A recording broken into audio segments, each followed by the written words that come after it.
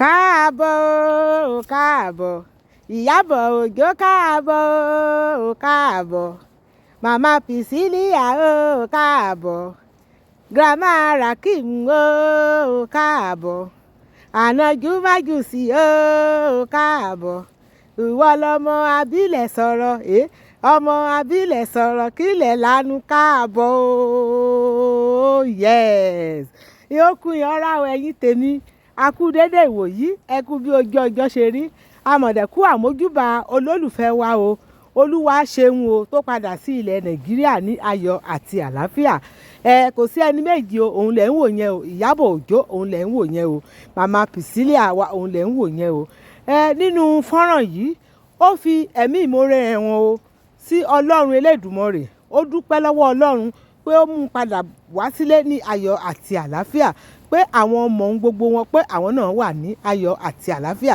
pé òun dúpẹ́ lọ́wọ́ ọlọ́run pé òun dẹ̀ dúpẹ́ lọ́wọ́ gbogbo àwa olólùfẹ́ òun pátápátá fún àtìlẹ́yìn wa láìkù ẹnì kọ̀ọ̀kan pátápátá gbogbo àwọn sọ̀rọ̀sọ̀rọ̀ àwọn tó máa ń ṣe àsọyé gbogbo wa pátápátá ló dúpẹ́ lọ́wọ́ wa o wípé a ṣé o a kú àtìlẹ́yìn o òun nìyí o níbi tó ti sọ̀rọ̀ ní inú ilé iṣẹ́ rẹ̀ tí ó ti padà tún ṣe ó ṣe ilé iṣẹ́ yìí ó ṣe dáradára o ilé ọba tó jó ẹwà lóbù sí ẹ wo ẹ̀yin tèmi Iyabo Ojo káre o káàbọ̀ o kó o ṣe gẹ́gẹ́ o dídé tó dé yìí gẹ́gẹ́ ni kó o ṣe o má bá ẹnì kankan jà o ibi tó ń lọ ni kó o kọjú sí o inú wa dùn wípé o dé ní ayọ̀ àti àlàáfíà o àdẹ̀bá ẹ dúpẹ́ o ẹ jọ̀wọ́ ẹ̀yin tèmi bí Iyabo Ojo bó ṣe dúpẹ́ ní ọwọ́ ọlọ́run elédùmarè lórí ìkànnì yìí mo máa gbé ohùn fídíò yẹn sókè ẹ rí bó ṣe fi ìdùnnú rẹ̀ hàn sí gbogbo wa lẹ́yìn eléyìí kẹjẹ́ ká pàdé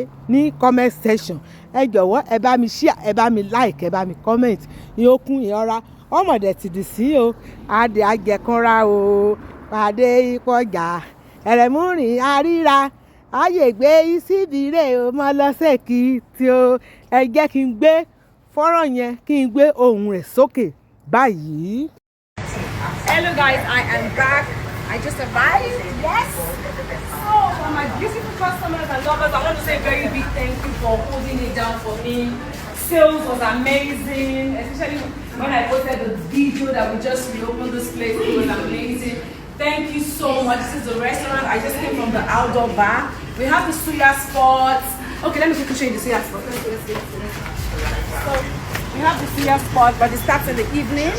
Yes, so anytime from what time do you guys start the suya? 4, 5? 6 o'clock. 6 o'clock the suya starts. Thank you guys.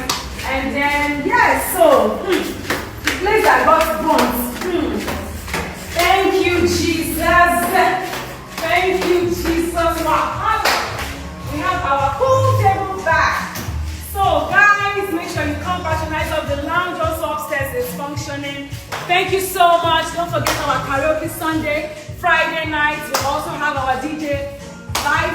Thank you guys. I just want to say thank you, and I'm so super excited to be back. 6 years glamour in the building. Check it out.